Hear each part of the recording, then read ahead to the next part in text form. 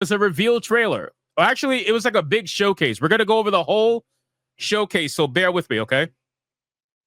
There was a big showcase at 4 p.m. Eastern Standard Time for Dawnwalker, okay? And this is from Rebel Wolves, the studio that spawned from CD Projekt Red, okay?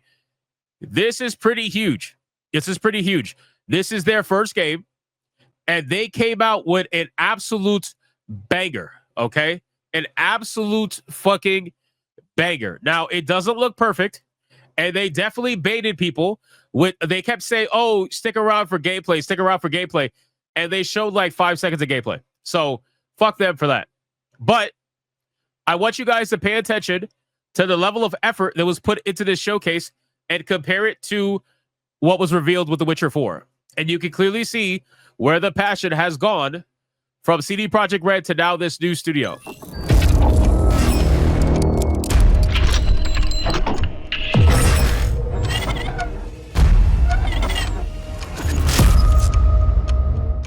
The game is called The Blood of Dawnwalker, and it was revealed today. This is the beginning of the showcase, so please bear in mind, there's a little bit of discussion between the developers.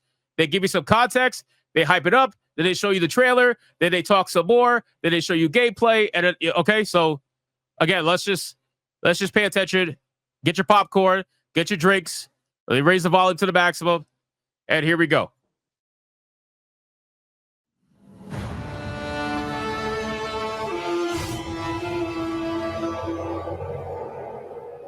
And just an FYI, you are going to get a lot of Witcher vibes from this. It's only natural considering they came from CD Projekt Red. And you can tell when you see the main character, you're going to realize that they are specifically targeting Witcher competition. They are trying to go after the Witcher series with this series. There's no doubt about it. But anyway, here we go. Hi everyone, and welcome to the first ever The Blood of Dawnwalker livestream, our game reveal event. My name is Dominika, I'm the community and social media lead here at Rebel Wolves, and I am joined today by my friend Matt, a content creator, streamer, and a long-time RPG fan, also known as Lionheart.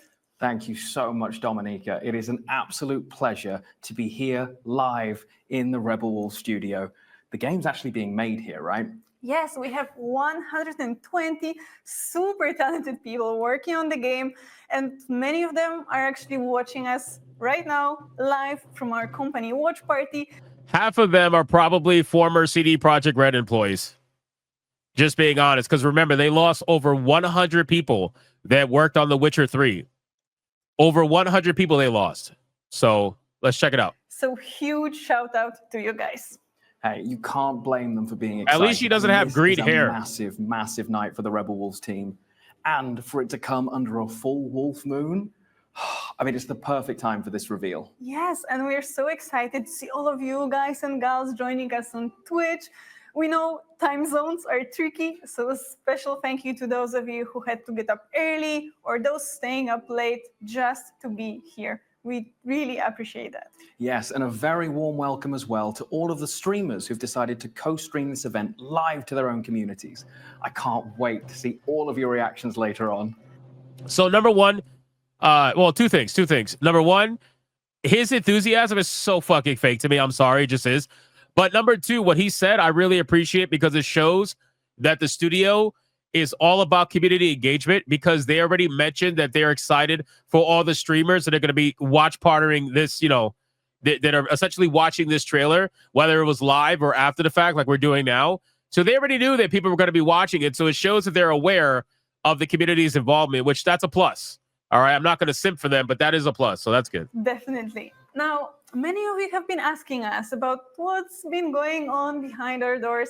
And we have great news. The wait is finally over, and we are ready to unveil what we have been cooking up for the past.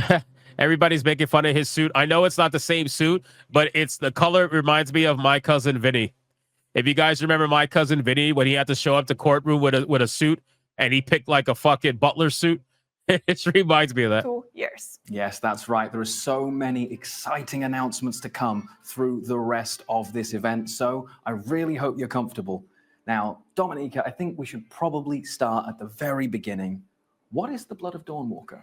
The Blood of Dawnwalker is the first chapter of a brand new role-playing saga. It's a dark fantasy, narrative-driven, epic adventure set in medieval Europe with a supernatural twist. Our aim for this game is to create a truly unique experience for you guys, a game that we have been dreaming about. That sounds like my kind of game, I'm going to be honest. There are Dude, I can't with his smile. Like, I'm not trying to be a dick. I just really feel like it's very fake.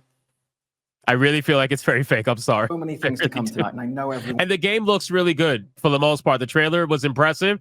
I need to see gameplay to make up my mind, but I just can't. I can't pass the fake. Like, I just can't. The girl's doing good though.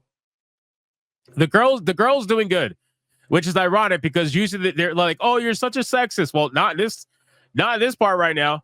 Everyone here is really Can we skip to the cinematic? No, because I want to give you the developer context before we get into the game. excited to share this all. Bear with me, boys. Bear with me. Time. But for everyone at home, you're probably wondering, well, what does that mean for us?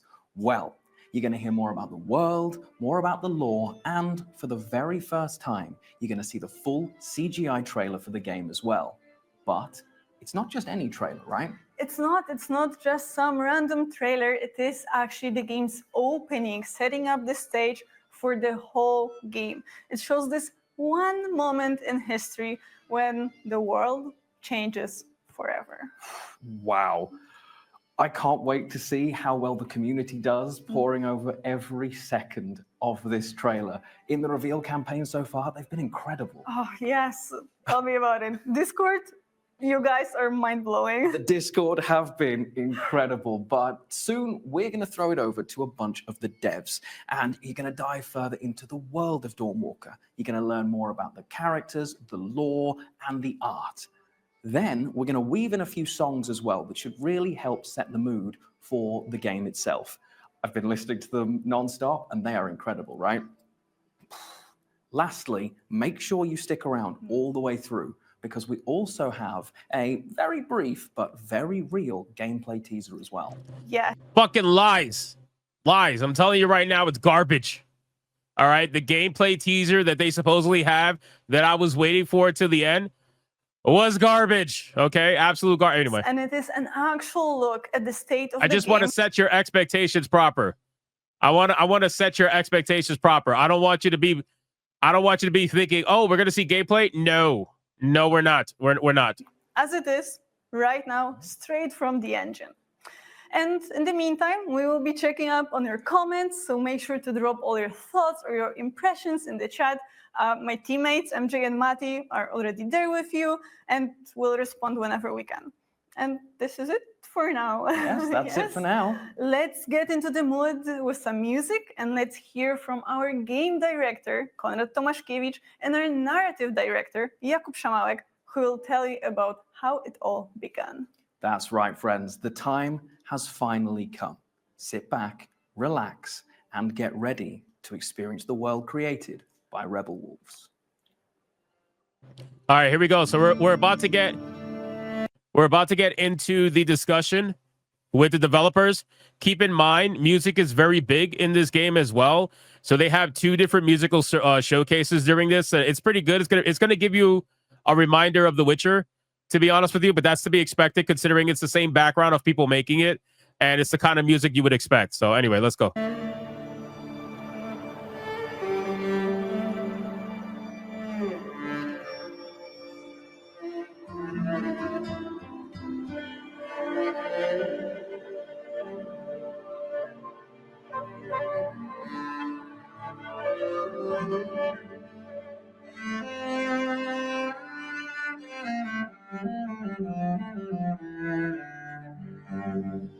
It already sounds like The Witcher. Yeah, I can see that.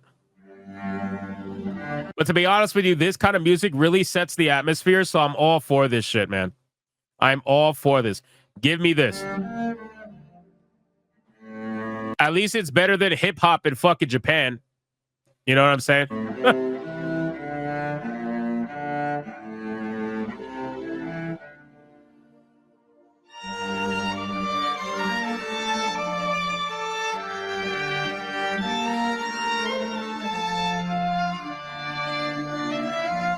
Where's the game? It's coming. It's coming.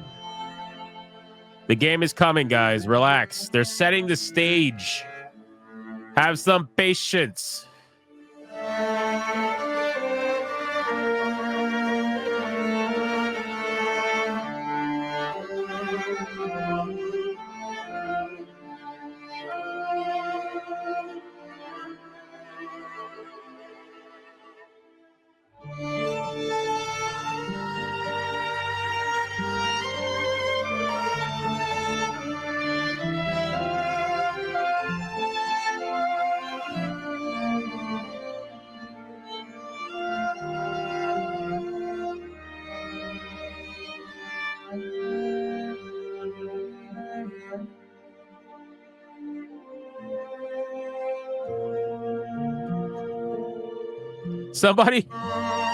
Somebody said the characters look lifelike. This is not the fucking character.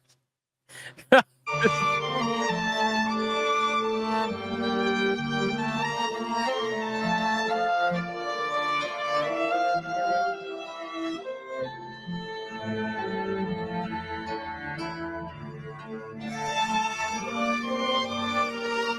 right, let's skip ahead. You got the idea of the music. Here, let's skip ahead. Why is the video choppy? Because StreamYard sucks dick. That's why. StreamYard sucks dick. There we go. All right, now we're going to get into the developers and the backstory of the game. So pay attention so you can understand the backstory of the game before they showcase the trailer. It's not that long. It's not that long. Here we go. Why did you start a company? I decided to open the Revolve company because I felt that there is a huge space for innovation and for evolution in the open world RPGs. And to achieve that, you need to have independence and artistic freedom. And sometimes you need to make hard and risky decisions. And the best way to do that is to open your own company and to make your own choices. Do you remember the second Fallout from '98? Oh yeah, it's one of my favorite games ever, and I was so excited when you used that as a point of reference because for some time now I've been aching to return to the promise and the value of old school computer RPGs, and to combine it with modern graphics, with bleeding edge tech, with a dynamic, fast-paced combat, merge these two together and see what comes out. Exactly. And of course, we will not do the post-apocalyptic game. But what was really interesting in the second Fallout is... FYI, it's another game that utilizes Unreal Engine 5. So I know a lot of people were asking that question in the Twitch chat when it was live, but they've said it multiple times, but I guess people didn't listen or hear it. It utilizes Unreal Engine 5. The freedom. You could do there whatever you want. You exit the vault. You have the clear goal in front of you. Yeah. You don't have main quest which telling you, okay, right now do that, next do that. You just shape your own main story, and you build your own experience. And this is like the total freedom in the games. Yeah, and as a writer, this is something that excites me about the games the most. The choices, the freedom, non-linearities, and I think this is something that it's truly unique to video games. Like, you can't emulate that in any other medium. So I'm so glad that we're making a game that sets out to explore that space and see what new is to be done there. So that's great. Also, if you will add to that the sense of urgency, the time, which actually is not really explored in the video games, and day and night loop, it would be really interesting because it will make the game different. Yeah, no, I get that, because the sense of urgency is so important in the context of open world RPGs, where so they have day and night cycles. Players can become distracted and kind of get away from the main story. So finding a way to make sure that they remain invested, that they remain at the edge of their seats is so important. And I think it's something that's lacking from the games in that niche. And if you will add to that the hero, who have the different loop at the day and different loop at the night, it makes the game really unique. Here we go.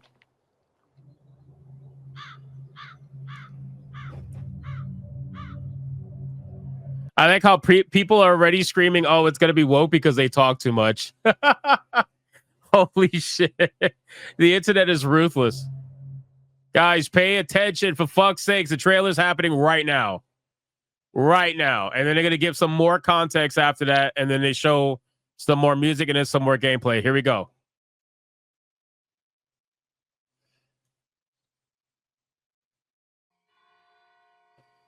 Nice little dig. Nice little dig from the director of Witcher 3. Takes place at 1347.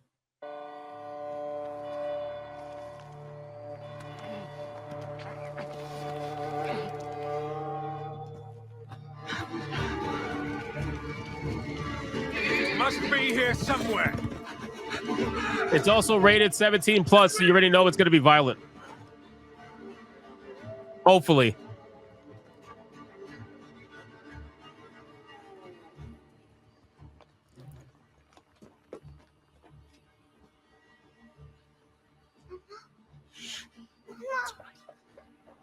It's all right. Lunka! Don't hurt her!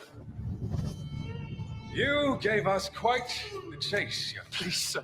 She's just a child! Ah, Roderick, remind me, did I make an exception for children? No, sire. No. That would have been foolish, would it not? They spread the plague just as well as adults. And there's only one way to stamp out this sickness. No!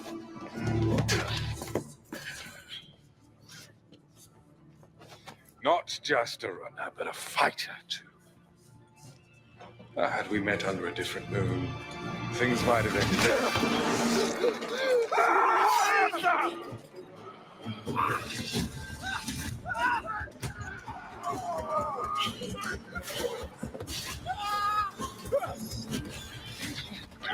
Bro, that shit threw me off. I don't know why there is a Mongolian here, but that's whatever.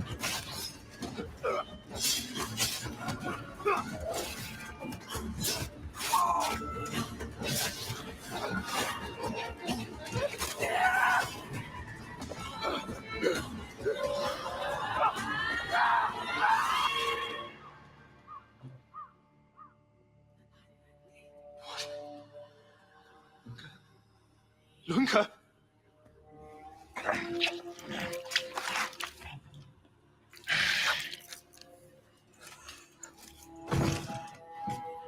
My sister.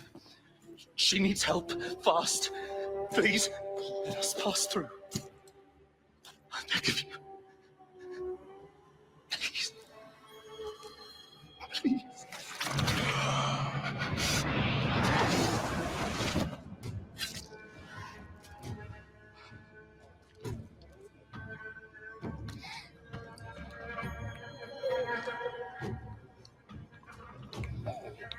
Somebody said Alyssa didn't age well.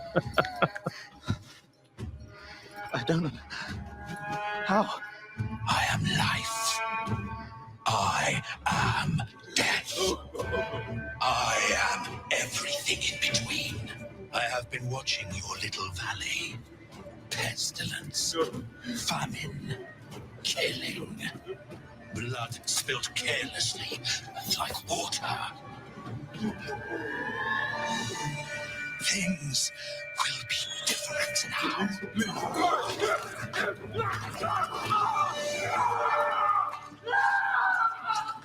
For all of you.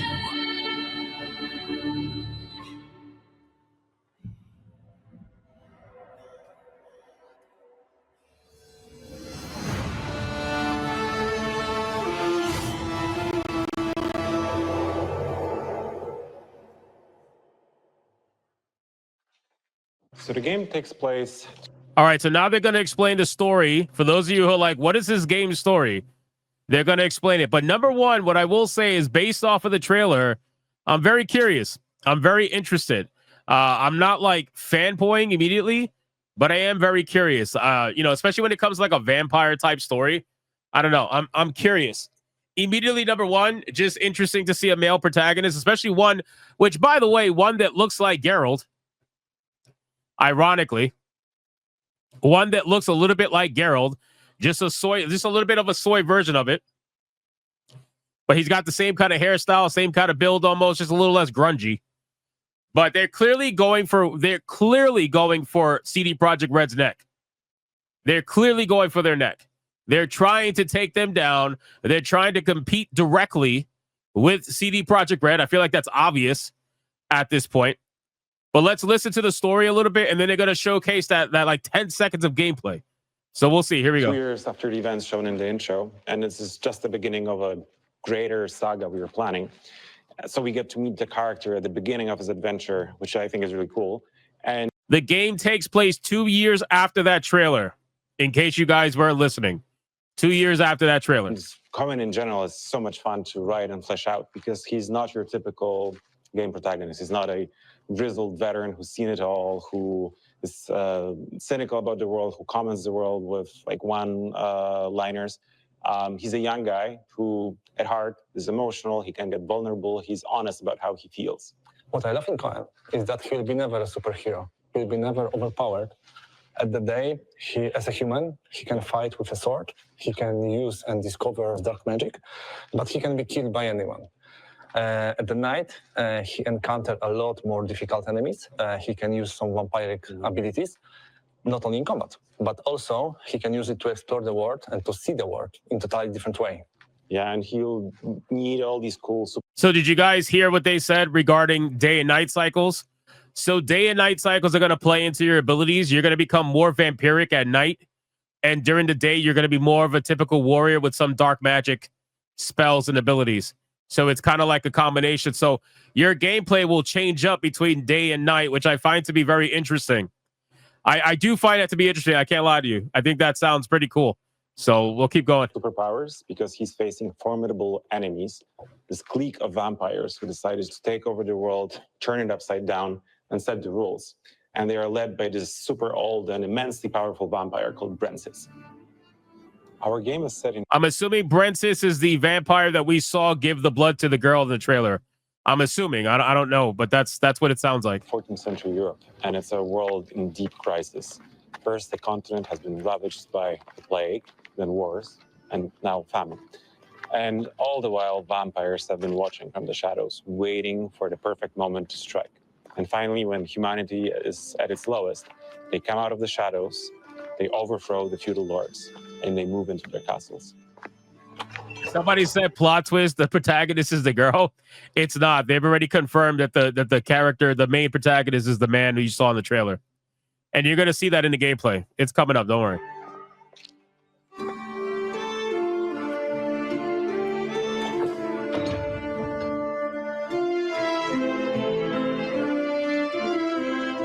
But I do like the day and night idea. Lords is not necessarily the bad thing. Feudal lords in that time killed the whole villages to prevent, the plague. And the vampires, they defend Cohen and his sister. They even healed Lunka. And, I know that people need to pay taxes in blood, but it's not a huge cost of safe and good life. Well, to that, I'd say that vampires' favors are uncertain. And sure, they protect the people of the valley where the game takes place, but they see them as cattle. So they protect them to then lead them and ultimately kill them.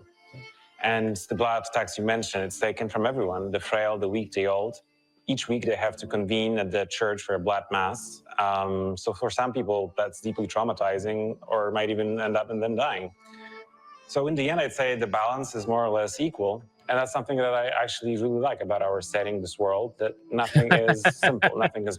I love that some people are saying in the chat that they talk too much. I think that's so ironic considering that these people are making an open world RPG.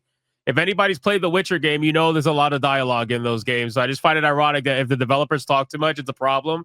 But in the game, it's totally fine. I don't know. I just find it interesting. Like the guys are explaining the story. Let them talk. It's only been 3 minutes that they've been talking about the story so far. Black let them cook, and guys. You Let them have cook. to decide for yourself. Like, what do I think is the right choice? What is the path I want to take? And what is the path I want to avoid? And ultimately, Cohen's family ends up in the dungeons of the Vampire Lord.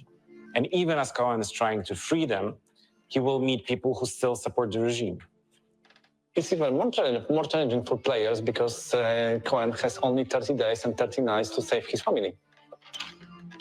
Oh, wait, what was that? Hold on. I didn't catch that initially. What was that?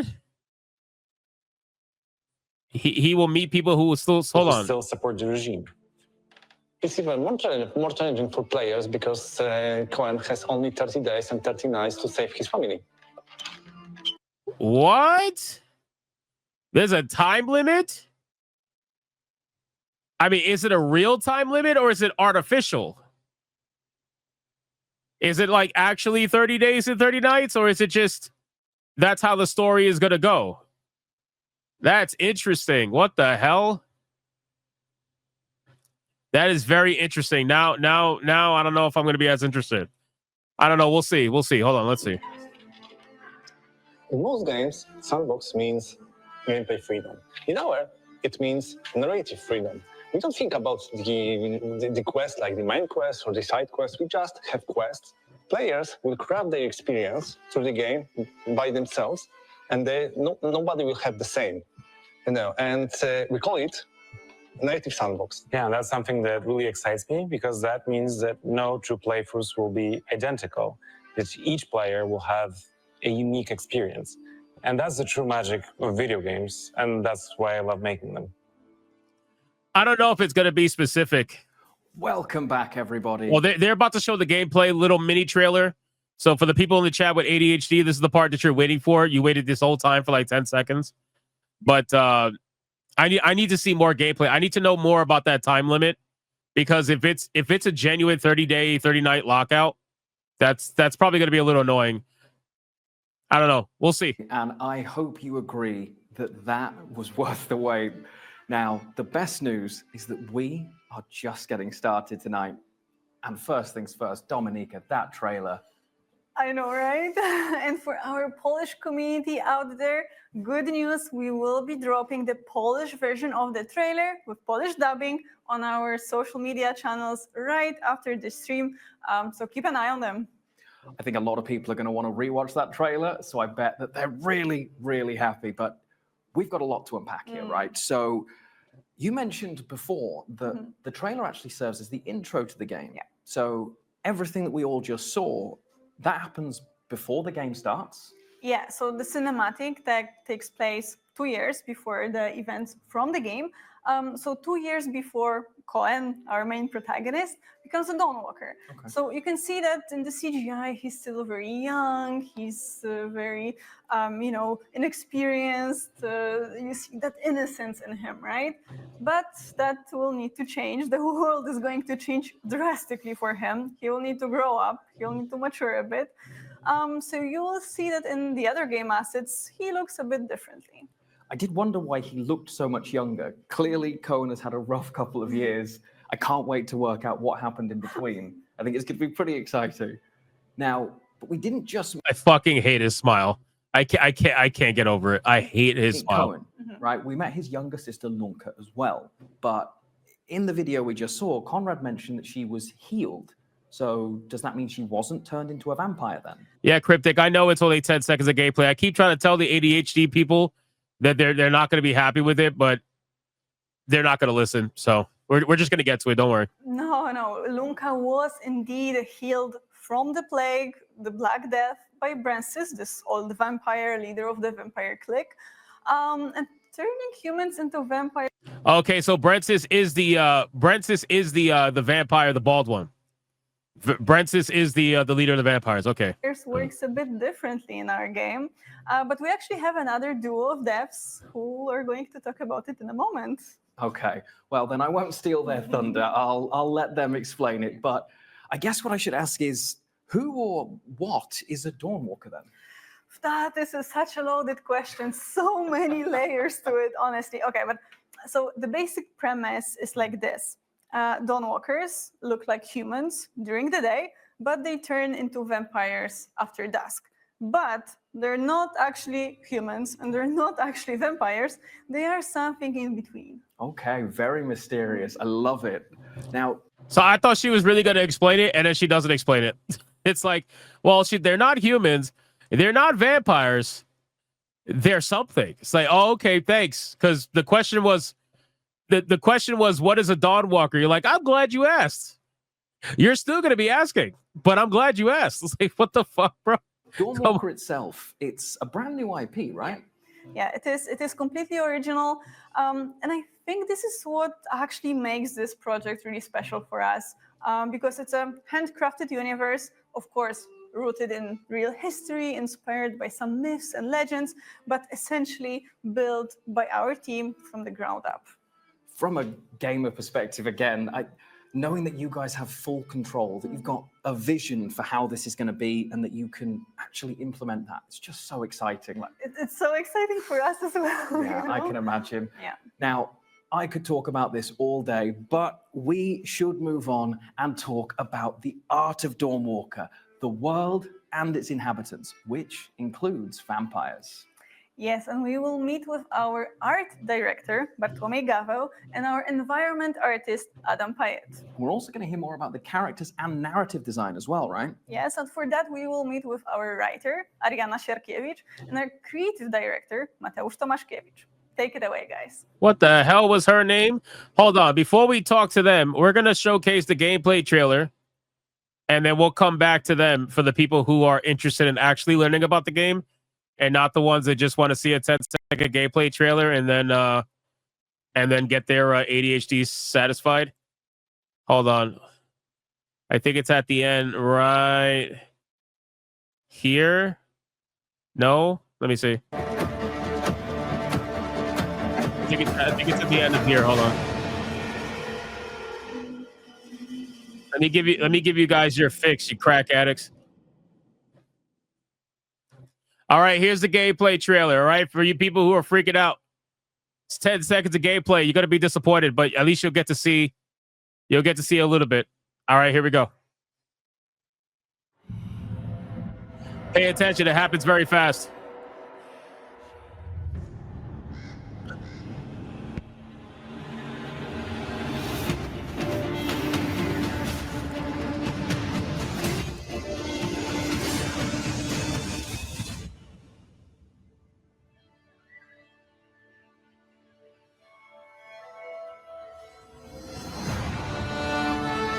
Boom, done. There you go. ADHD satisfied. There you go.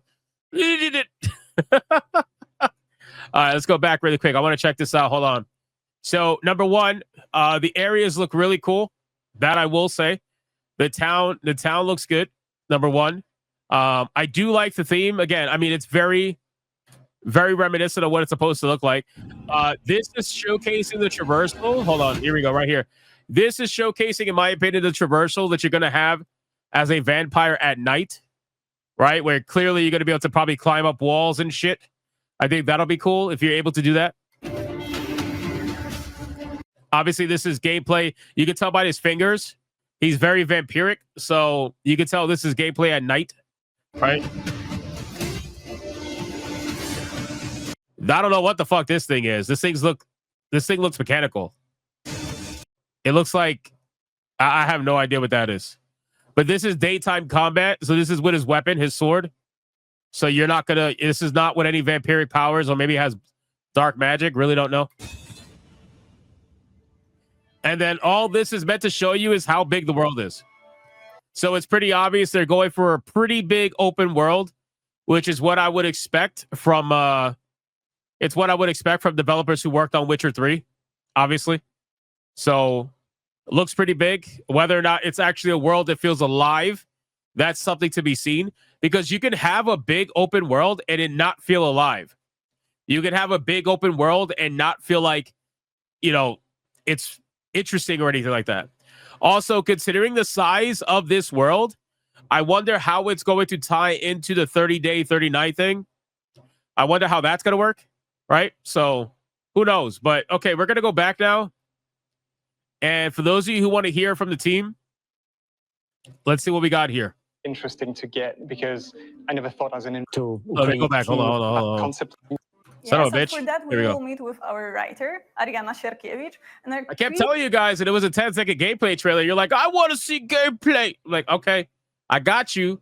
But you're probably better off listening to what they got to say to see if it's something that might even interest you to see in gameplay. Because for me, you can see gameplay, and that's fine, but they're not going to show you very much because the game is still pretty early.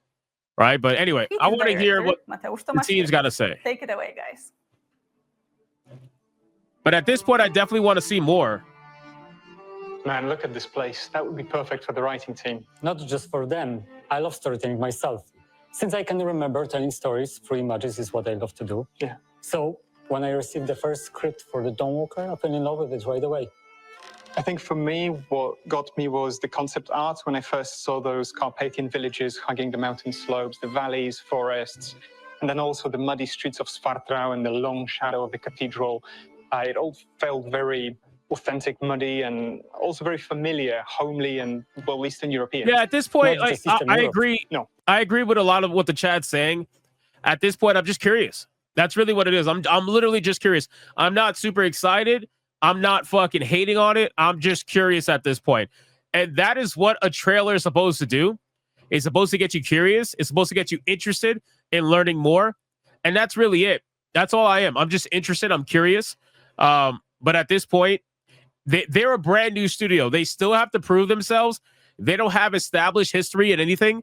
The only thing they have established is the fact that they worked on Witcher 3. And that is it. But you can't ride the coattails of CD Projekt Red. You have to stand out on your own if you're really going to compete in this space.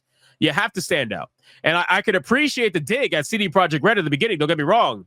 I could appreciate that 100%. But you have to stand out on your own, you know? Yeah. It's a mix of predominantly Romanian motifs with broader influences of Balkan cultures. Mm-hmm. It gave us a freedom of creation. It's a vast range of inspiration from Polish log houses to Ukrainian or Balkan clothing to Romanian defensive churches. That variety in that broad spectrum was also interesting to get because I never thought as an environment artist I would have to learn in Romanian how to Google specific museums just to get the references. On the other hand, we also set a boundary for ourselves, and that boundary is a time period of inspiration ranging from the 13th to 15th century. Mm-hmm. And this is meant to ensure the visual consistency of the work. Yeah, and that is also quite a challenge to make sure that what you create is authentic, grounded, and has a real sense of place, but at the same time isn't just a picture and invites exploration and promotes that gameplay. I wanted to see how far we could push realism so that players truly feel part of the narrative. But this is not a simulation of medieval life. Not at all. Realism can be boring, but we wanted to create something. TB says they also haven't insulted me yet. Now that's hilarious. That's pretty hilarious. Exciting. And that's where the magic comes in. Yes, the magic. Our magic isn't filled with fireballs or flashy lights. Yeah, it's probably even more interesting to get right than the realism part of it because... Give it time. They just might insult you. You never know. You never know. When a quest brief comes through and the magic is manifest by, I don't know, birds flying in the sky in a strange formation or the northern lights not being in the north, it really makes you rethink the whole location and how it should come together to marry those two aspects. Our magic is also serious and it's closer to paranormal phenomena than to traditional spellcasting. It's like the X-Files set in the Middle Ages, all deeply rooted in the history of the Dawnwalker world. The X-Files set in the medieval ages. That sounds odd for sure. I wonder how they're going to approach magic because it seems like they're trying to bring it more into realism and not fantastical. So I don't really know what that means, to be honest with you. It could pretty much go any way, but I guess we'll see. Yeah, and I think it's the weather and the lighting system that do majority of the heavy lifting to take a location and really push it one notch above realism to give it a slightly off feeling. I think my favorite location for that is the cathedral. During the daytime, it's that monument to Gothic architecture with people bustling around. And then as soon as the sun starts setting in and the streets clear, the fog starts setting in, and it becomes a completely transformed different area, very spooky, almost liminal cemetery-like space. And that was also a very early and conscious choice on our part. We wanted the world to be a different place after the sun sets. You like the aesthetic? Yeah, I like the aesthetic too, but I've always been a fan of aesthetic like this. Environment art is something I understand, right? I do it every day. I understand the creative process behind it, but I've never touched anything to do with character art, which is your speciality. So Would you mind walking me through what was your creative process in coming up with that whole thing? Sure. So we approach the work on vampires very seriously. It's a whole new universe. What's even better is that it's a mix of familiar elements with a fresh twist. We all know that vampires are well defined in pop culture and have been around for a long time. So we wanted to create something fresh. So what primary Anzac says, "What is this game? This is the blood of Dawnwalker.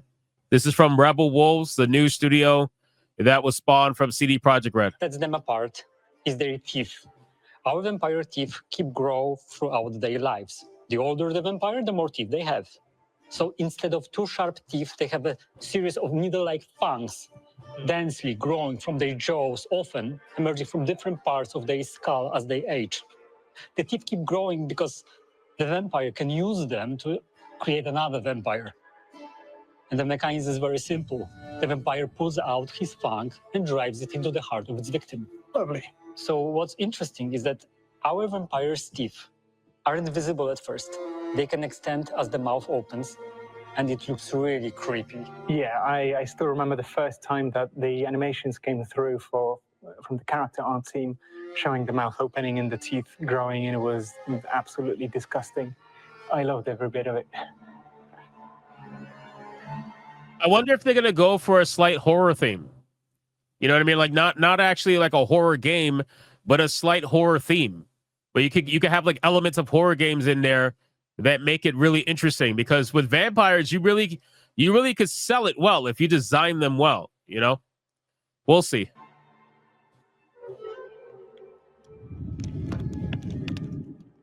So Cohen's Argyria, the silver poisoning he got when he was working in the mines, is both a blessing and a curse. Because on one hand, it weakens him. On the other hand, it protects him from becoming a vampire fully. So, you know, he gets to traverse both worlds, both the world of humanity and the world of the creatures of the night. Yeah, well, he was kind of used to dealing with the vampires since it's been like a couple of years since Francis took over. Now he has to find a way to deal with things like undead lurking in ancient tombs that should have remained closed, kobolds that used to only prey on miners going way too deep into the mines, or even Uriashes, who used to live high up in the mountains, secluded, and now they are in Francis's troops. Yeah, and they are vastly different. Oh yeah, they all have their own separate cultures, and well, if you want to deal with them, I would kind of like to you should get to know them a bit, or else you might get tricked, because they all have their own goals, aspirations now that they... Javier, holy shit, bro. Javier in the chat. It's got no chill.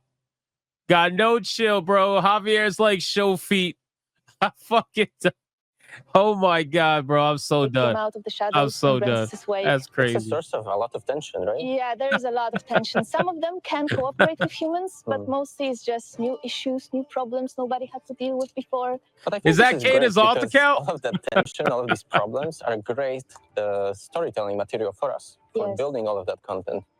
For example, Francis, he had to normalize this thing for the humanity, convince everyone this is the new normal. Yeah. And the way he did this was, first of all, you know, there was a lot of social turmoil.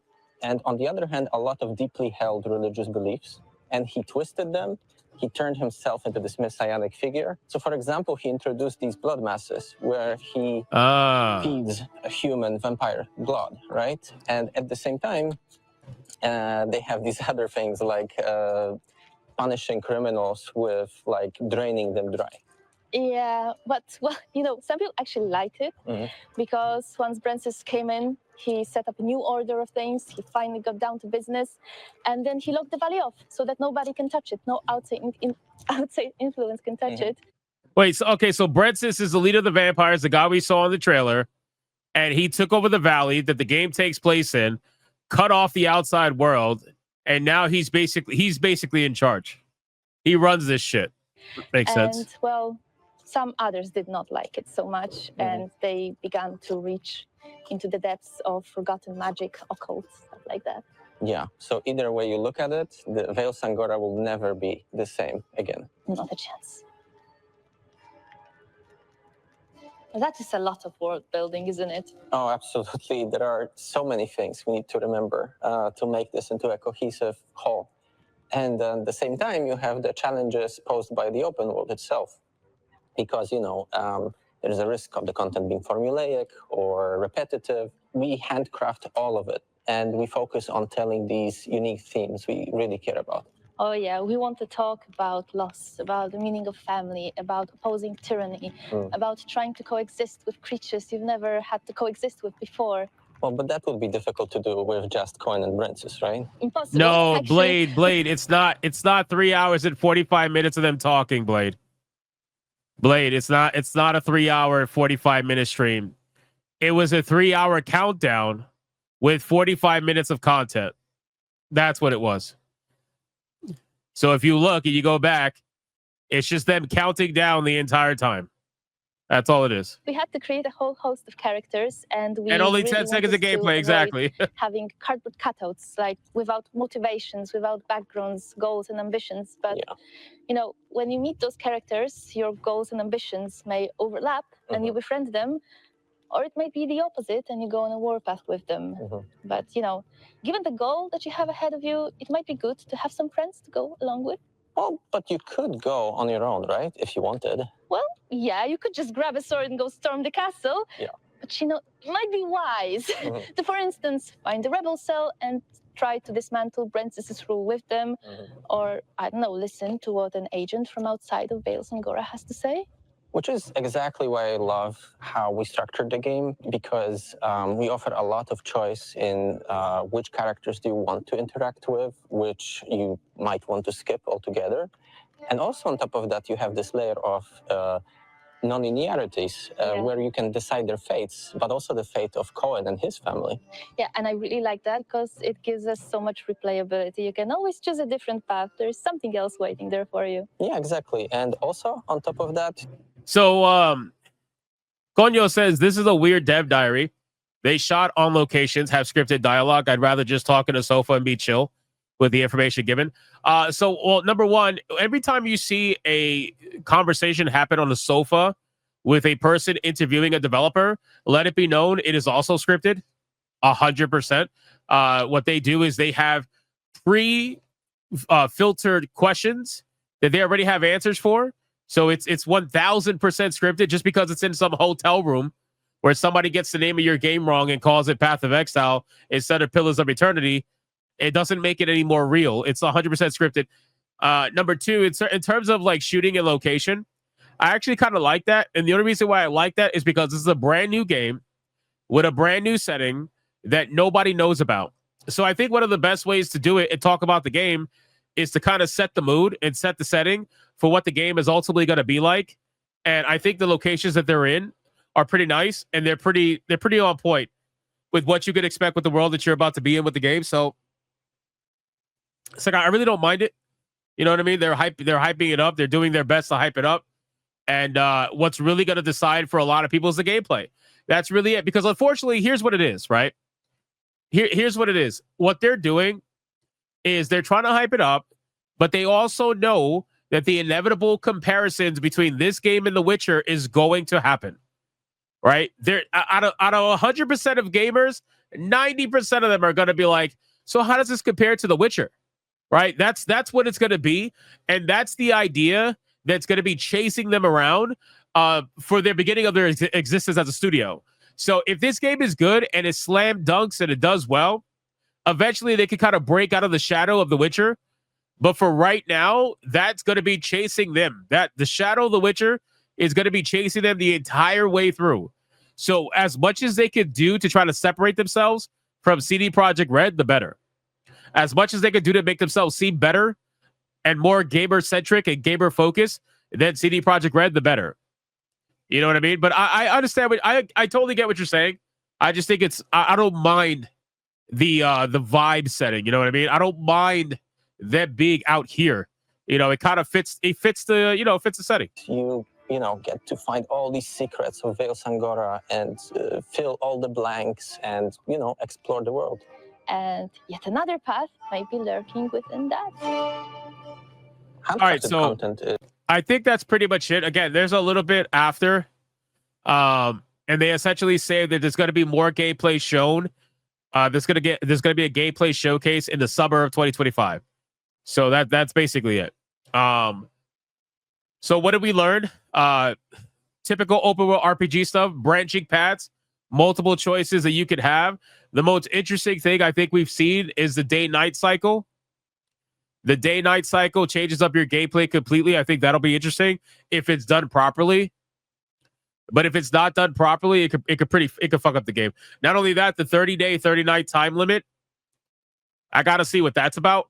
But as of right now, we really don't know. We have no idea.